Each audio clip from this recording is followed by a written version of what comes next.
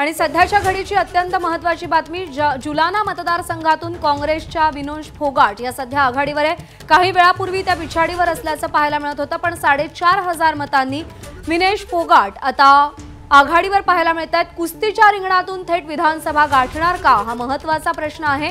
पण जुलाना मतदारसंघातून विनेश फोगाट 4,500 मतांनी आघाडीवर असल्याचं आपल्याला पाहायला मिळतंय।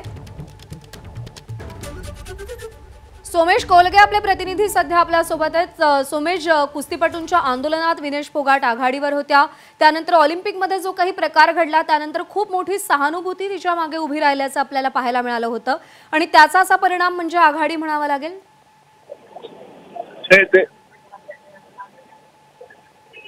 नक्कीच विनेश फोगाट आता पिछाडीवर आहे तसं दिसत होतं मगाशी, परंतु आता पुन्हा चित्र बदलतंय। सातत्याने हरियाणामधले जे सगळे कल आहेत ते बदलत आहेत आणि जसं आपण सकाळपासून जे म्हणतोय की हरियाणामध्ये जोपर्यंत अगदी शेवटचं मतमोजणीची फेरी होत नाही तोपर्यंत हरियाणाच्या बाबतीतला कुठलाच ठोस तसा आकडा ठरवणं हे कठीण ठरेल, कारण अनेक ठिकाणी अगदी 1,000, 1,500, 2,000 मतांच्या फरकाने अनेक उमेदवार हे मागे पुढे आहेत आणि आता या सगळ्याच्या अनुषंगानेच भविष्यात अजून हे निकाल स्पष्ट व्हायला अजून 1-1.5 तास तरी द्यावा लागतील।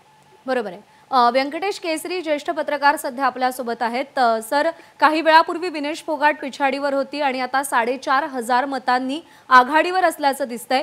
कुस्तीच्या मैदानातून विधानसभेपर्यंतचा मार्ग ही 4,500 मतं पार करून देऊ शकतील असं वाटतं?